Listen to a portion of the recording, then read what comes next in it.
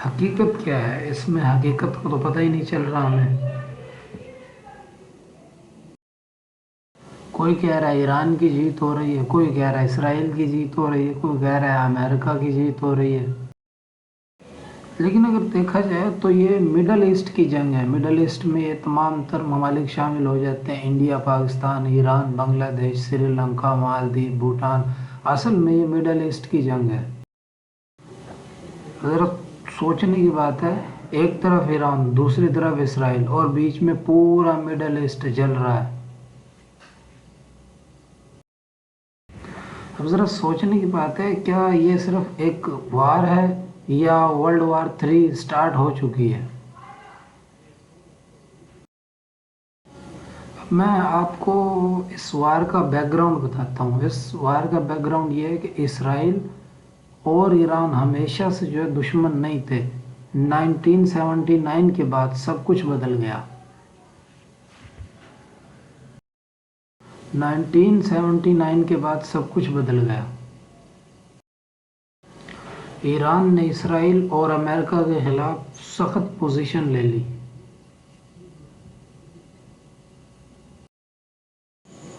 اور پھر جس کی وجہ سے جنگ ہوئی، یعنی نیوکلیئر پروگرام کا ایشو۔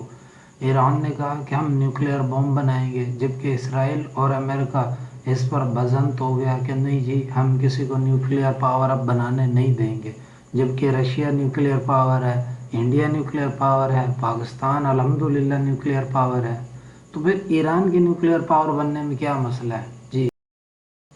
ایران کا نیوکلیئر پروگرام اور میسائل پاور اس جنگ کی جو ہے وہ مین وجہ یہی ہے۔ تو یہ اب وار سٹارٹ کہاں سے؟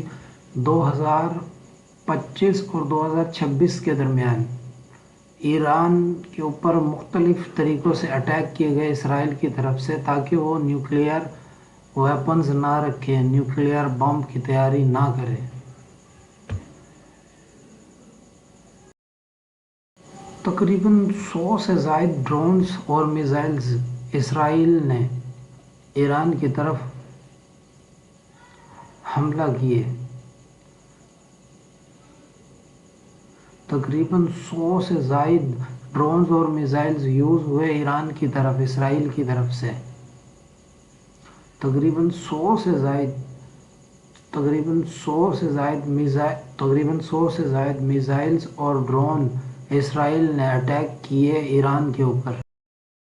تقریباً 100 سے زائد ڈرونز اور میزائلز ایران نے اٹیک کیے اسرائیل پر۔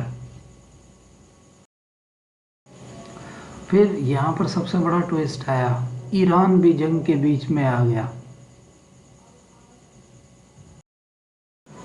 پھر سب سے بڑا ٹویسٹ آیا، امریکہ بھی جنگ کے بیچ میں آ گیا، اور ایران کی نیوکلیئر سائٹس پر ڈائریکٹ امریکہ نے اٹیک کرنا شروع کر دیا۔ یو ایس یعنی امریکہ اور اسرائیل دونوں نے مل کر ایران کی انٹیلیجنس اور ایران کی ملٹری کو تباہ و برباد کر دیا۔ مگر کیا آپ نے کبھی سوچا ہے اس جنگ کے کیا امپیکٹ پڑے؟ اس جنگ کے کیا امپیکٹ پڑے پوری دنیا پر؟ پوری دنیا اس جنگ کی وجہ سے آئل کرائسس کا شکار ہو گئی۔ تقریباً تمام تر ممالک میں تیل کی قیمتیں بڑھنے لگی۔ تیل کی قیمتیں بڑھنے سے مزدور طبقہ پس کر رہ گیا۔ کیا یہ ورلڈ وار بن سکتی ہے؟ سوچنا چاہیے۔ ہاں، یہ وار ورلڈ وار 3 کی شکل اختیار کر سکتی ہے، اگر ایران کے الائس یعنی ایران کے حمایتی حزب اللہ وغیرہ یہ، اور اسرائیل کے الائس یعنی امریکہ وغیرہ اسرائیل کے حمایتی، یہ دونوں کھل کر میدان میں آ گئے تو ہو سکتا ہے ورلڈ وار 3 بن جائے۔ ادروائز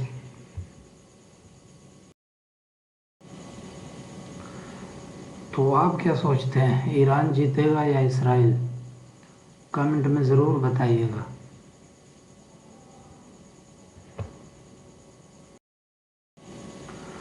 اور سبسکرائب بھی کر لیں تاکہ میں آپ کو حقیقی ویڈیو سے روشناس کرواتا رہوں اور حقیقت آپ کے سامنے رکھتا رہوں. شکریہ.